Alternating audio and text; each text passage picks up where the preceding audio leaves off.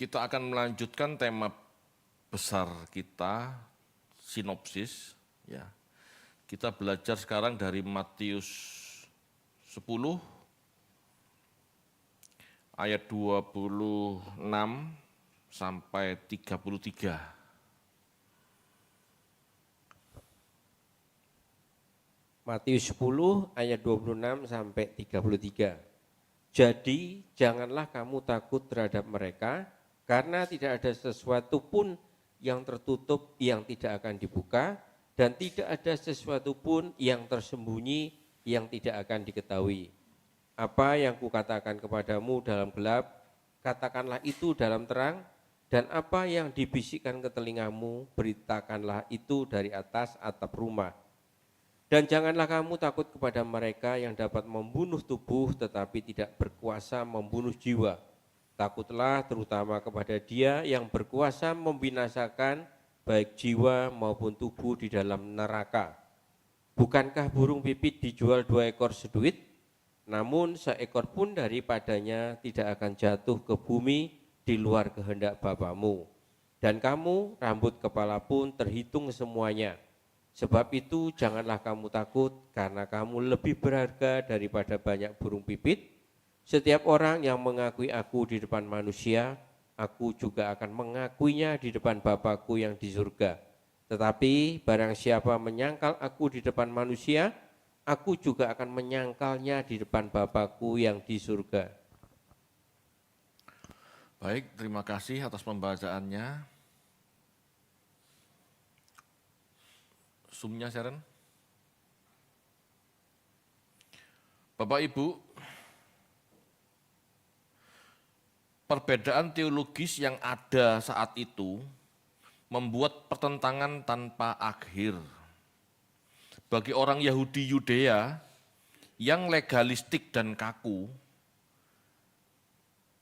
bahkan sampai saat ini Bapak Ibu, tidak mengakui Yesus sebagai anak manusia yang ilahi. Karena ajaran inilah mereka selalu menganiaya kekristenan. Ya, selalu. Beberapa saat yang lalu saya juga melihat ada perayaan Paskah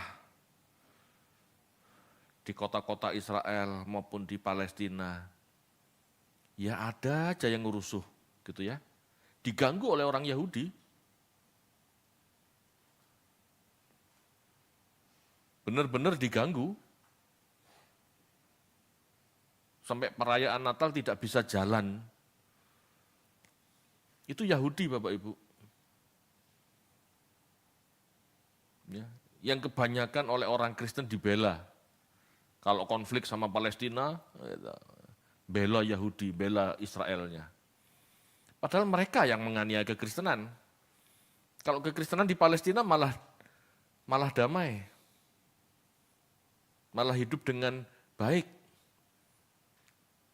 Dihargai, dihormati oleh pemerintah Palestina. Ya, sampai saat ini mereka menganiaya kekristenan. Gitu ya. Kenapa? Karena monoteisme mereka yang tidak mengakui Yesus sebagai utusan yang ilahi berbeda dengan nabi-nabi. Monoteisme Israel tidak mengakui Yesus ini ilahi.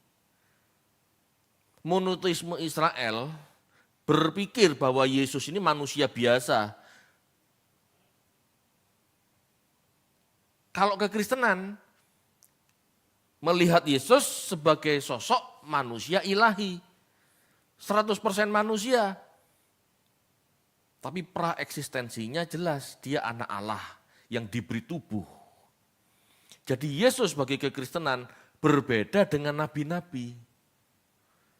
Itu sebabnya orang Yahudi menolak. Orang Yahudi melihat Yesus hanya manusia biasa. Manusia biasa. Tapi kekristenan beda. Kekristenan menilai Yesus adalah manusia yang ilahi. Berbeda dengan nabi-nabi. Kita baca yuk di Ibrani 1 ayat 1 sampai 2. Ini Alkitab yang ngomong. Ibrani 1 ayat 1 dan 2. Setelah pada zaman dahulu Allah berulang kali dan dalam berbagai cara berbicara kepada nenek moyang kita dengan perantaraan nabi-nabi. Maka pada zaman akhir ini ia telah berbicara kepada kita dengan perantaraan anaknya yang telah ia tetapkan sebagai yang berhak menerima segala sesuatu yang ada. Oleh dia Allah telah menjadikan alam semesta. Jelas? Oleh dia Allah telah menjadikan alam semesta. Dulu Allah mengutus nabi-nabi, yaitu manusia yang memahami firman. Tapi Israel tidak bertobat. Endingnya Allah mengutus anaknya sendiri menjadi manusia. Dialah yang menciptakan alam semesta. Ini Ibrani yang ngomong. Jadi dalam Ibrani 1 ayat 1 sampai 2, Yesus ini sosok yang berbeda dengan nabi-nabi. Kalau Yesus dianggap nabi, tidak akan kalimatnya seperti ini. Ya, tidak mungkin struktur kalimatnya seperti ini. Sama seperti Yohanes 1 ayat 18. Tidak seorang pun melihat Allah, termasuk nabi-nabi. Hanya anak Allah yang menyatakannya. Berarti anak Allah ini bukan seorang, bukan orang gitu loh. Dia sosok yang berbeda dari orang, dari manusia. Dia anak Allah yang menjadi manusia, bukan manusia biasa. Ini yang dipahami kekristenan. Itu sebabnya orang Israel membenci kekristenan.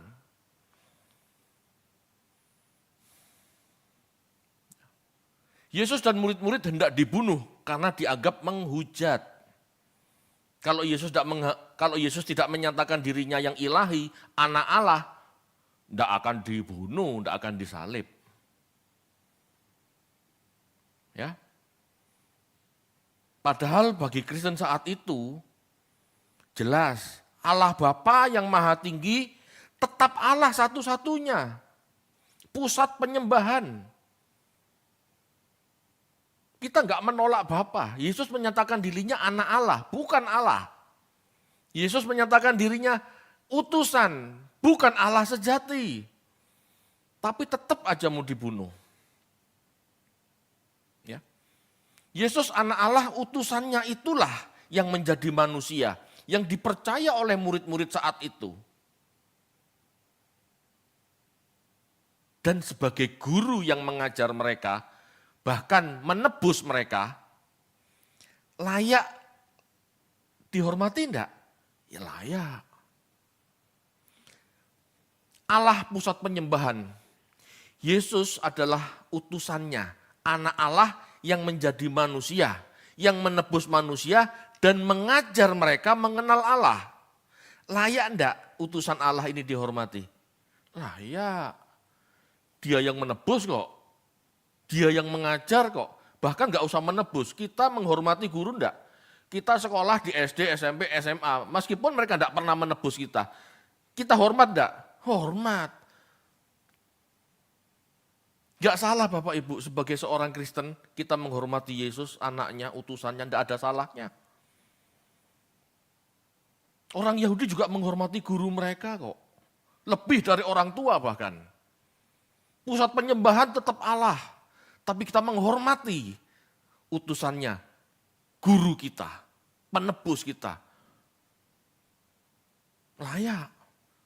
Tapi Yahudi gak suka, orang Yahudi gak suka. Ya, kita cek, boleh gak kita menghormati Tuhan Yesus? Karena banyak orang ya, banyaknya tekanan penyembahan terhadap Bapa itu tidak salah. Tetapi membuat beberapa orang akhirnya mengabaikan Yesus, merendahkan Yesus, melupakan Yesus penebusnya. Kita baca Yohanes 5 ayat 22 sampai 23.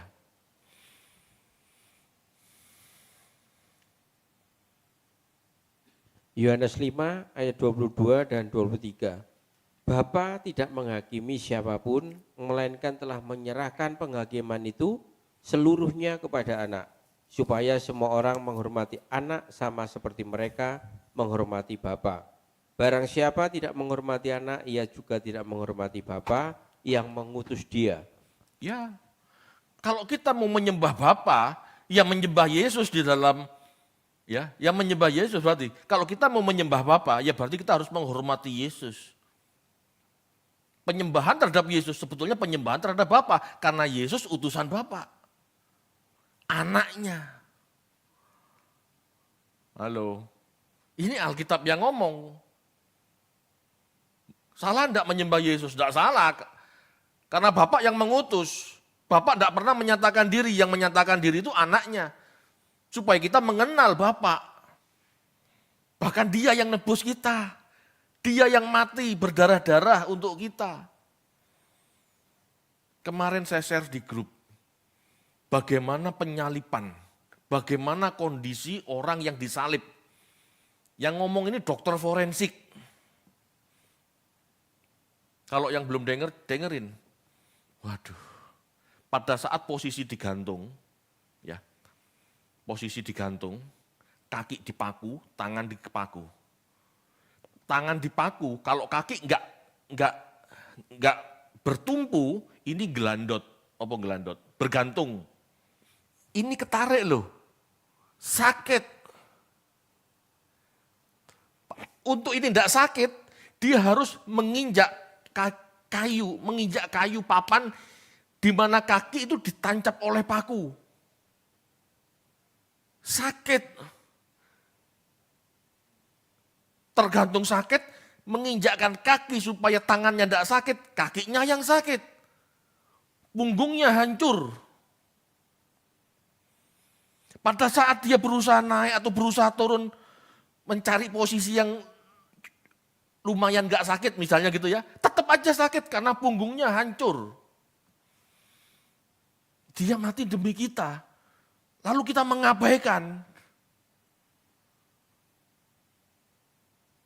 Halo. Ayo hormati. Kita tidak akan sampai kepada Bapa tanpa Yesus. Kita tahu bedanya kekristenan dan Yudaisme. Ya sudahlah, Yudaisme biar mereka nggak menghormati, nggak masalah. Tetapi kita ayo. Kita yang sadar, kita umat tebusan ini menghormati Yesus. Jangan menyepelekan. Hanya karena merasa bisa langsung kepada Bapa. Enggak bisa. Tanpa anak kita tidak mengenal Bapa. Tanpa anak kita tidak sampai kepada Bapa. Sesuci apapun kita enggak akan sampai kepada Bapa tanpa Yesus. Karena setiap orang punya dosa. Sebelum bertobat, mereka punya dosa. Dan upah dosa adalah maut. Halo, jangan sombong Bapak Ibu. Ya, jangan sombong. Itu yang pertama, penghujatan. Yang kedua, orang Yahudi itu merasa kecewa sebab Yesus tidak memulihkan kerajaan Daud sesuai ekspektasi mereka. Mereka berharap Mesias adalah pemulih kerajaan Daud. Padahal Yesus ngomongnya masalah rohani. Orang Yahudi berpikir Mesias akan menegakkan Daud, akan menegakkan kerajaan Daud. Ujung-ujungnya urusan roh jasmani. Sedangkan Yesus urusan rohani, mereka enggak mau. Bahkan usaha menyalibkan Yesus, itu sebetulnya trik mereka agar Yesus mengeluarkan potensinya, anak Allahnya, kekuatannya untuk menghancurkan Roma, gitu loh maksudnya. Jadi orang Yahudi berusaha nubrukkan, ya, benturkan antara Pilatus dengan Yesus sebetulnya. Tapi Yesus enggak, aku mati. Yesus pernah berpesan, jangan pakai pedang, jangan angkat pedang. Jangan melawan Roma pakai pedang, itu maksudnya. Kalau kamu angkat pedang, kamu mati oleh pedang. Dan betul, tahun 70 orang Yahudi berusaha memberontak terhadap Roma. Habis. Itu negara adikuasa Bapak Ibu zaman itu. Yerusalem, Yudea itu negara kecil. Negara kecil. Bahkan saat itu bukan kerajaan, saat itu provinsi. Setelah pembuangan, Yudea itu provinsinya Persia, direbut Yunani, lalu direbut Roma. Tidak pernah besar. Bahkan kerajaan Daud pun itu tidak pernah besar Bapak Ibu. Sebetulnya kerajaan Israel itu bagian dari kekerajaan Mesir. Sebetulnya kerajaan Israel itu bagian kerajaan Mesir.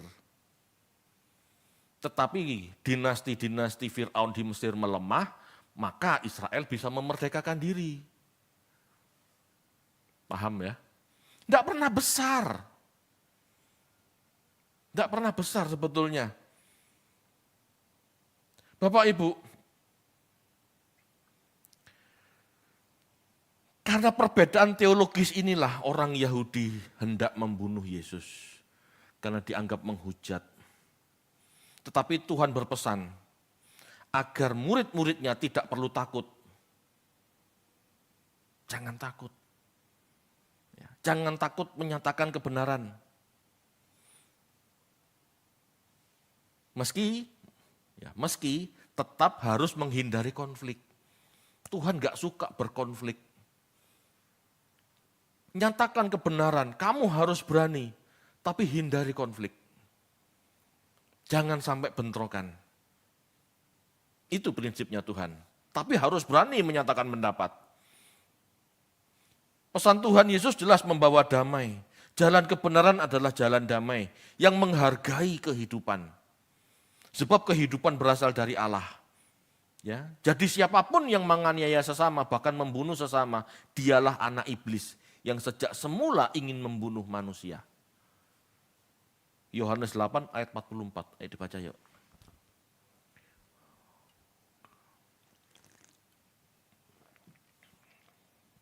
Yohanes 8 ayat 44, iblislah yang menjadi bapamu dan kamu ingin melakukan keinginan-keinginan bapamu.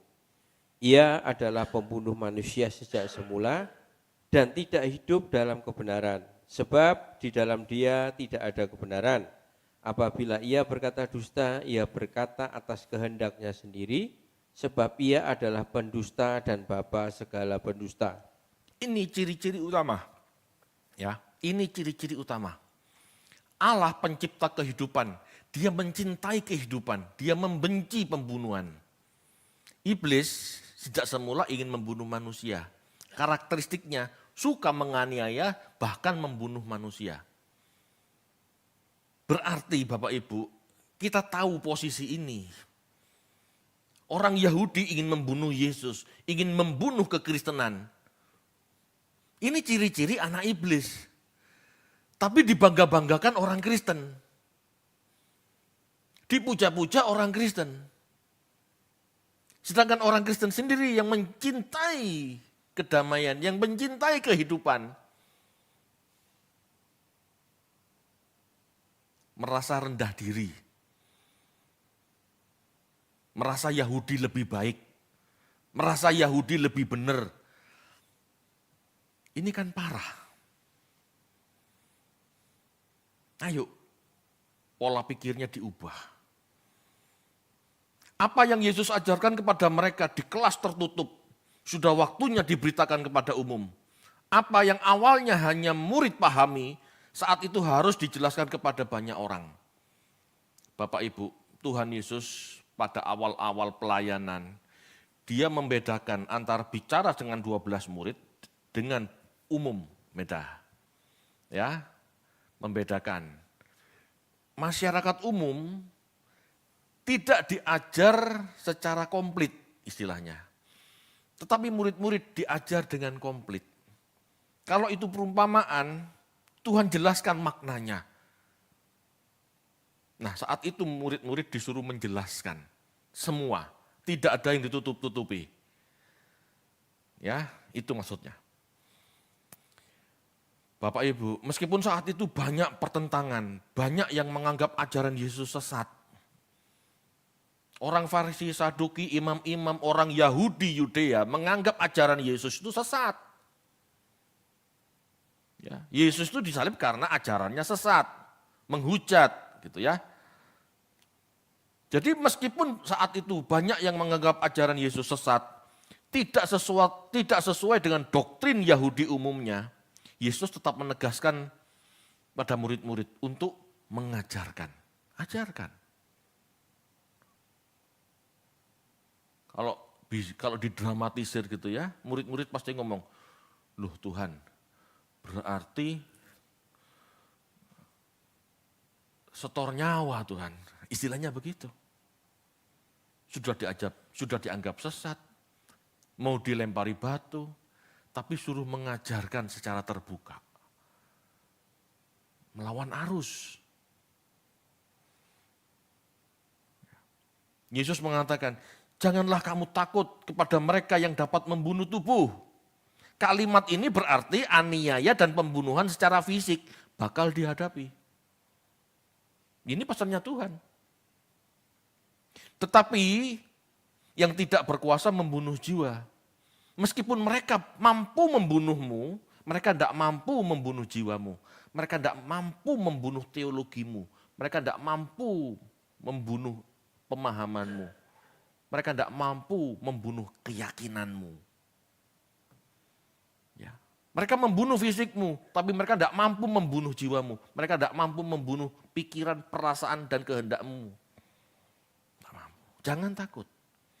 Takutlah kepada mereka yang mampu membunuh tubuh maupun jiwa di dalam neraka.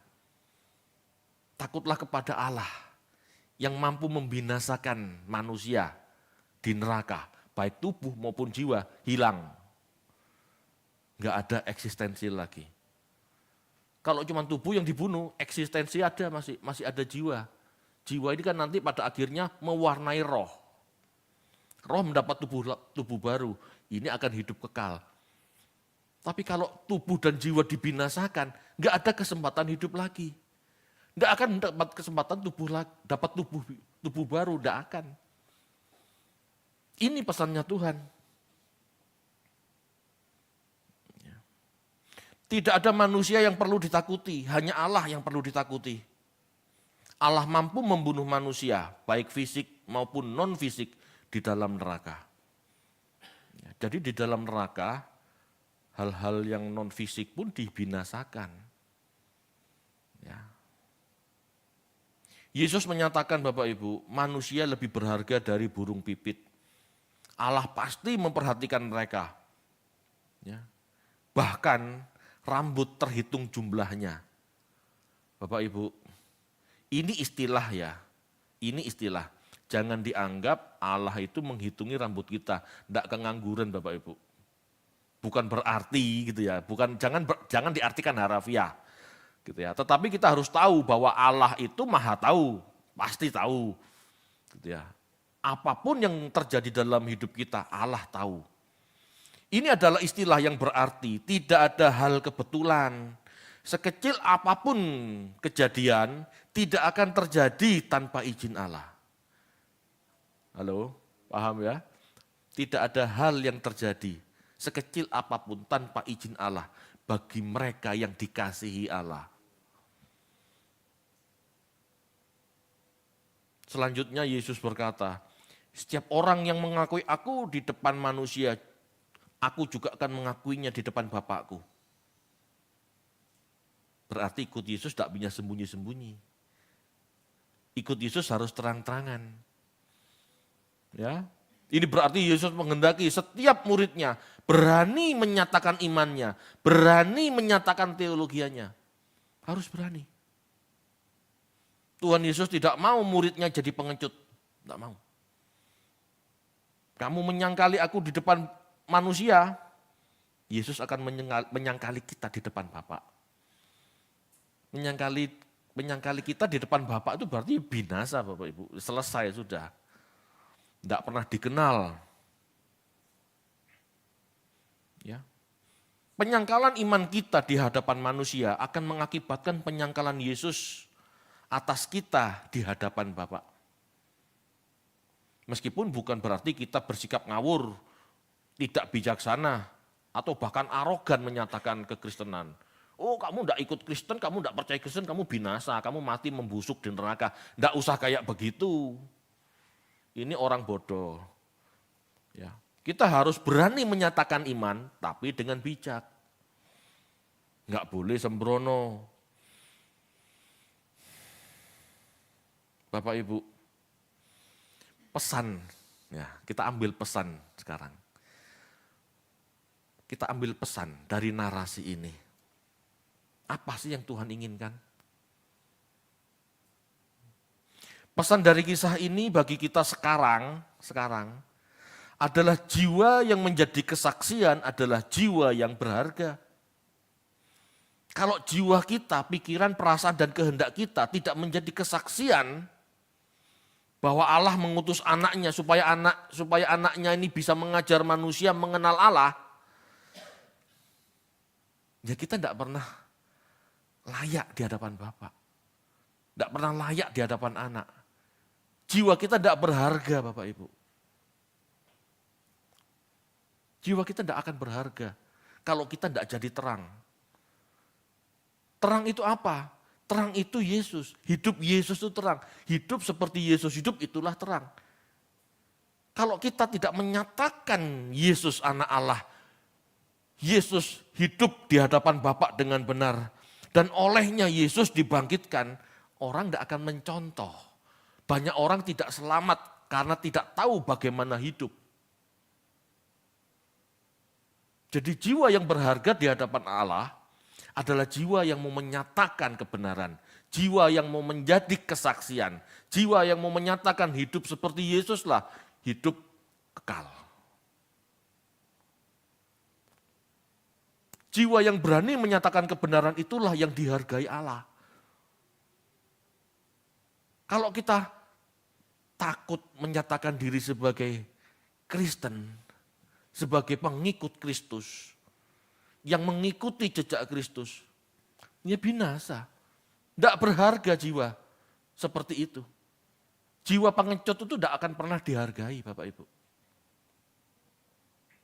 Salah satu teman mengatakan, David ini terlalu berani ngomong.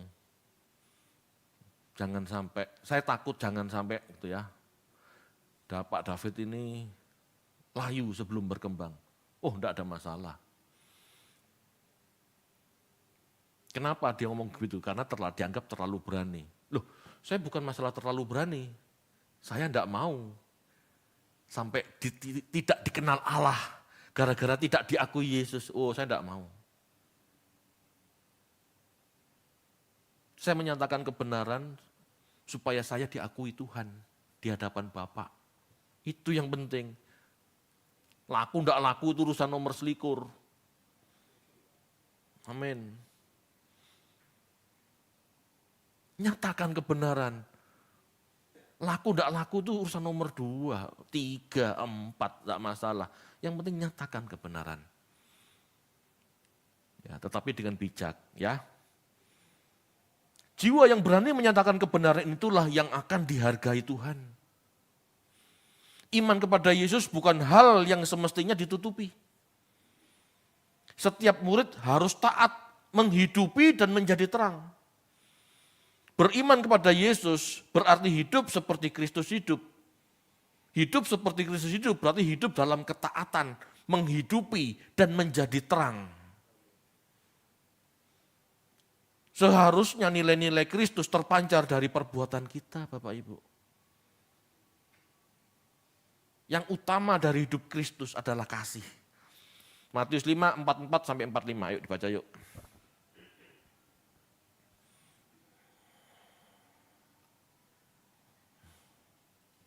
Matius 5 ayat 44 dan 45.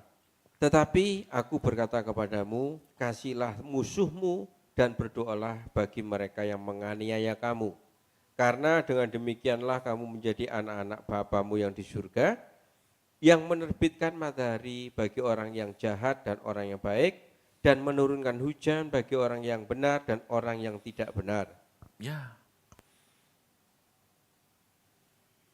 Inti ajaran Yesus mengasihi sesama, bahkan mengasihi musuh. Kalau orang Yahudi, Bapak Ibu, mengasihi sesama itu sudah bisa. Dalam arti mengasihi sesama itu mengasihi yang sesuku, mengasihi yang sebangsa, mengasihi yang satu suku, satu ras, satu keluarga, itu biasa. Tapi Yesus mengatakan kasihlah musuhmu. Dan di zaman Yesus musuhnya orang Yahudi itu jelas. Siapa? Samaria, Romawi, Yunani, itu musuh. Kalau Yesus ngomong, kasihlah musuhmu. Kasihlah orang Samaria, kasihlah orang Romawi, kasihlah orang Yunani. Bukan cuman sekedar Yahudi. Amin Bapak Ibu. Melakukan kasih bagi orang yang bukan bagian kita, itu tidak mudah. Ingat yang ajaran kemarin. Umumnya orang purba, cara hidup nenek moyang, itu self-center. Hanya mengasihi sesamanya, hanya mengasihi yang sesuku, sekeluarga, bagianku, suku lain, bangsa lain, rebut kalau bisa, hancurkan, rebut hartanya, itu cara hidup nenek moyang. Itu yang menjadi ditekan. Ya. Iman kepada Yesus bukan hal yang semestinya ditutupi. Setiap murid harus berani dan bisa menjelaskan teologi yang dipahaminya. Harus berani loh. Harus mampu dan harus berani. Bukan cuma hidup seperti Kristus tapi tidak bisa menjelaskan. Kan gak mungkin. Hidup seperti Kristus bukan hal mudah. Orang yang bisa hidup seperti Kristus pasti tahu bagaimana hidup Yesus, bagaimana ajaran Yesus. Ya harus bisa menjelaskan.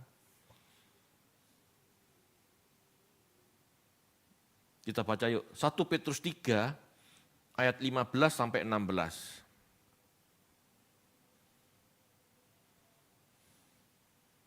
1 Petrus 3 ayat 15 dan 16. Tetapi kuduslah Kristus di dalam hatimu sebagai Tuhan dan siap sedialah pada segala waktu untuk memberi pertanggungjawab kepada tiap-tiap orang yang meminta pertanggungan jawab dari kamu tentang pengharapan yang ada padamu. Tetapi haruslah dengan lemah lembut dan hormat. Ya. Dan dengan hati nurani yang murni, supaya mereka yang memfitnah kamu karena hidupmu yang saleh dalam Kristus, menjadi malu karena fitnahan mereka itu. Ya, kembalikan ke ayat 15. Perhatikan itu. Dan siap sedialah pada segala waktu untuk memberi pertanggungan jawab kepada setiap orang. Bukan orang tertentu loh, kepada setiap orang yang meminta pertanggungan jawab dari kamu tentang pengharapan ada padamu.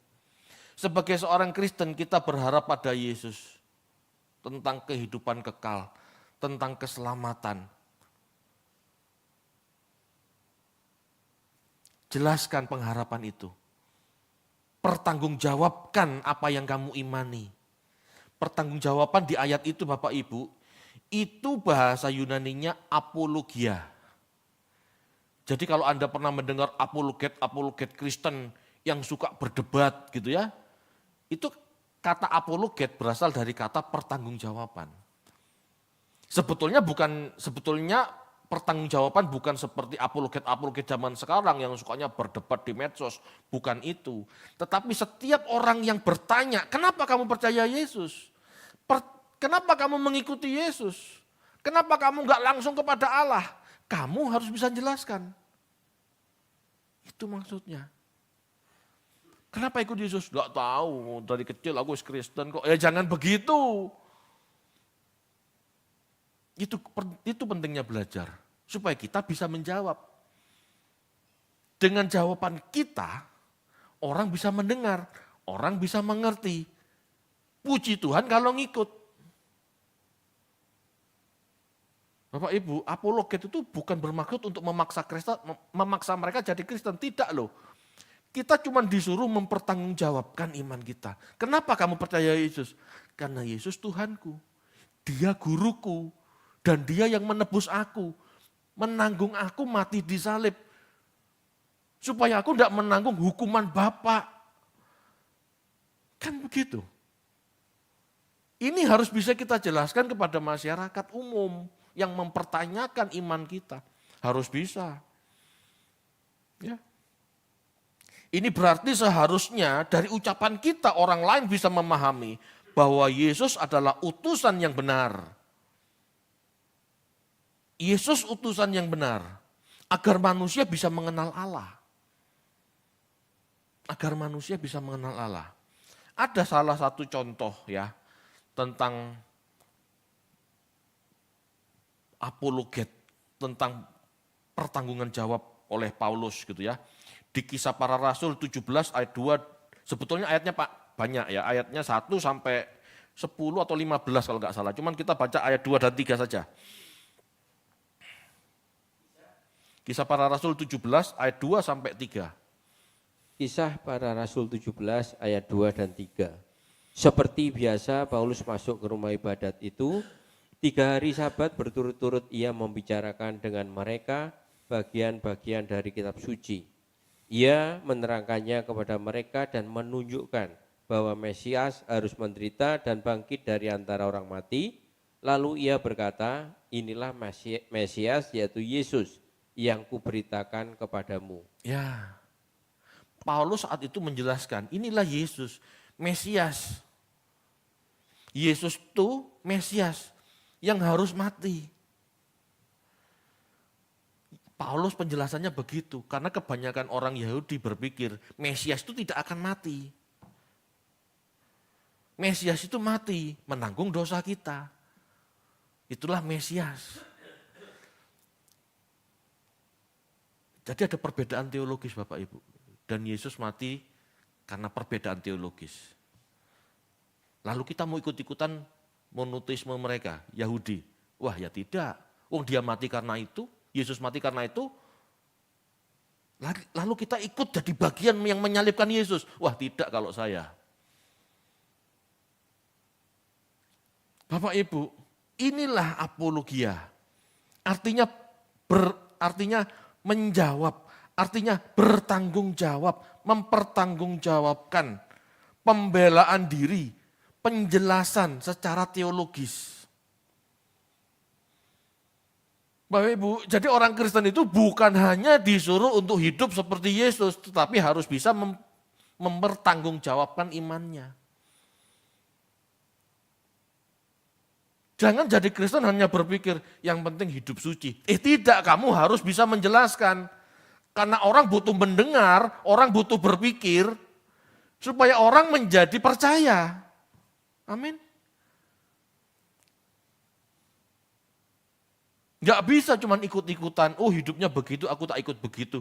Nggak semua orang bisa begitu. Mungkin ada ya yang ikut-ikutan. Tetapi setiap orang butuh penjelasan untuk masuk ambil bagian dalam persekutuan. Jiwa yang seperti ini loh yang berharga di mata Allah. Mau hidup, menghidupi, mau menjelaskan jadi berkat bagi orang lain supaya orang lain juga percaya. Gak percaya gak ada masalah karena Kristen tidak pernah memaksakan. Tetapi kalau dengan penjelasan kita mereka bisa percaya dan diselamatkan, itulah jiwa yang berharga di hadapan Allah. Kamu jadi kaki tangan Allah menjelaskan bagaimana manusia harus hidup. Amin. Bapak Ibu, Tuhan menuntut perbuatan kita benar. Sebab kita akan dihakimi menurut perbuatan. Namun bukan berarti mengabaikan pengertian kita. Pengertian dibutuhkan sebagai pertanggungjawaban iman. Tidak ada alasan untuk tidak belajar.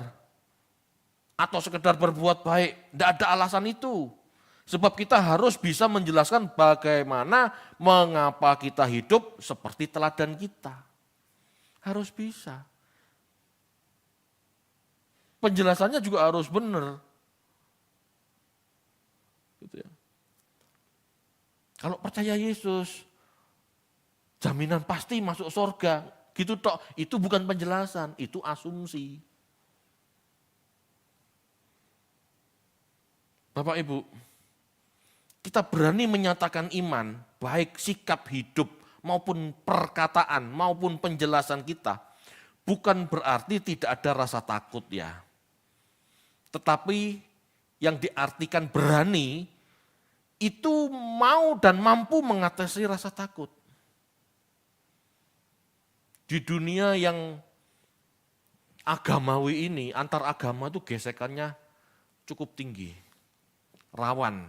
Kadang-kadang setiap orang itu ingin main aman dengan tidak menjadi saksi. Ini penakut, ini pengecut. Ya. Selama kita tidak, apa istilahnya ya,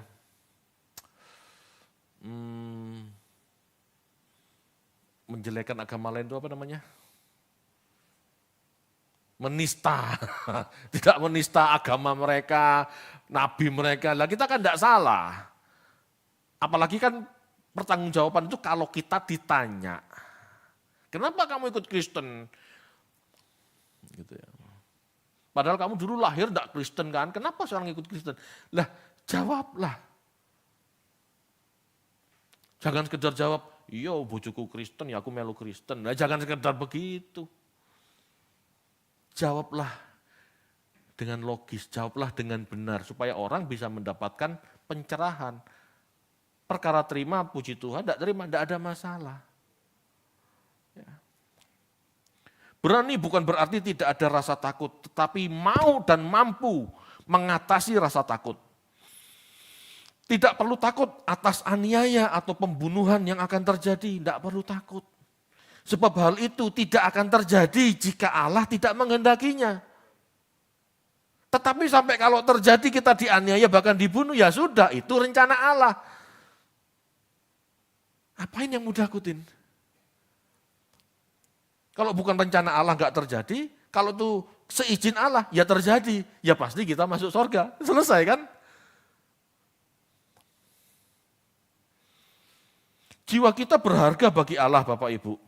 Selama kita mau menjadi terang. Ya, jiwa kita berharga bagi Allah jika kita mau jadi terang. Kesesuaian antara pikiran, perasaan, dan kehendak kita dengan perbuatan kita, itulah terang yang akan berdampak bagi orang lain. Bapak Ibu, bagi Allah lebih bermanfaat kita hidup menerangi orang lain loh daripada mati. Benar enggak? Lebih bermanfaat bagi Allah, kita ini hidup. Kenapa? Dengan kita hidup, kita bisa jadi terang. Sebetulnya Tuhan tidak kepingin kita cepat mati kok. Apalagi kalau pembelajarannya belum selesai, penugasannya belum tuntas. Jangan mati dulu. Masalahnya banyak orang mati sebelum waktunya. Mati bunuh diri, mati stroke, mati dengan banyak macam penyakit. Itu jangan dipikir mati karena Tuhan yang panggil loh. Kan kita bunuh diri pelan-pelan dengan kebanyakan makan gula gitu ya. Loh, suatu saat akan saya khotbahkan itu.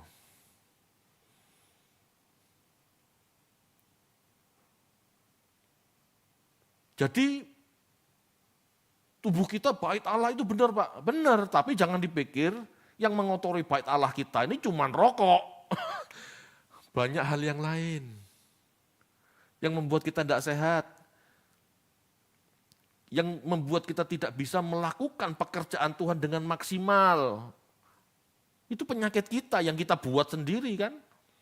Tidur tidak teratur, tidur cuma sedikit. Makan kebanyakan, nggak pernah olahraga. Wah, luar biasa orang kayak gitu. Itu bunuh diri pelan-pelan namanya.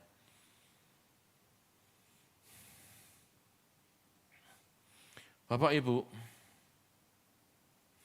jiwa kita berharga bagi Allah selama kita mau menjadi terang.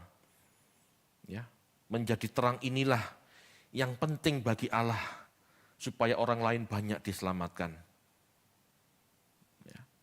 Namun demikian Bapak Ibu, meskipun pada akhirnya kita harus mati, ya, yang berarti seizin Allah, ya, maka kita akan diterima di kemah abadi. Jadi hidup maupun mati nggak ada ruginya. Seperti Paulus katakan, hidup bagiku jadi berkat, mati adalah keuntungan. Nggak perlu takut Bapak Ibu. Jiwa yang berharga ini harus kita miliki. hidup mau seperti Kristus, dan bisa mempertanggungjawabkan iman kita, kenapa kita mengikuti jejak Kristus. Apalagi Bapak Ibu, aniaya saat ini, tidak seperti saat itu. Aniaya saat itu parah Bapak Ibu, orang Yahudi itu kejam-kejam. Masalah ini loh ya, masalah agama itu kan kejam, mereka tidak ada toleransi, dianggap sesat disalib, dianggap sesat dirajam. Kita enggak. Ya, kita enggak kok. Di negara Pancasila ini enggak. Meskipun pada prakteknya ada sebagian orang yang anti Kristen, ada.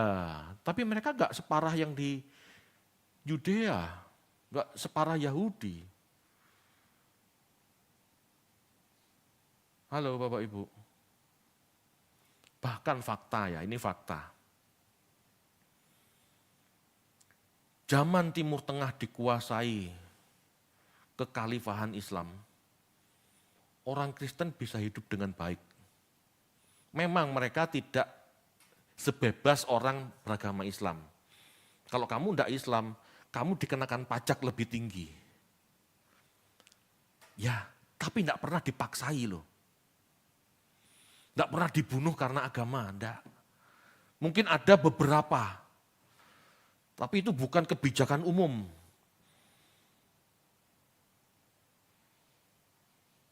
Lain sama Yahudi. Pendapatnya berbeda, dimusuh.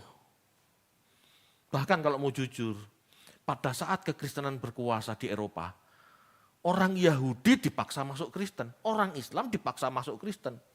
Bahkan mau dibunuh kalau tidak jadi Kristen. Itu yang benar. Itu fakta sejarah. Ya untungnya kita sudah dewasa. Kekristenan sudah 2000 tahun. Dan kita bisa hidup lebih dewasa. Gereja yang melakukan aniaya terhadap agama lain pun sudah berubah. Konsili Vatikan II itu merubah sudut pandang terhadap agama lain. Ayo Bapak Ibu, kita bisa bersaksi. Menjadi saksi yang benar. Amin. Saya rasa cukup. Kita akan berdoa.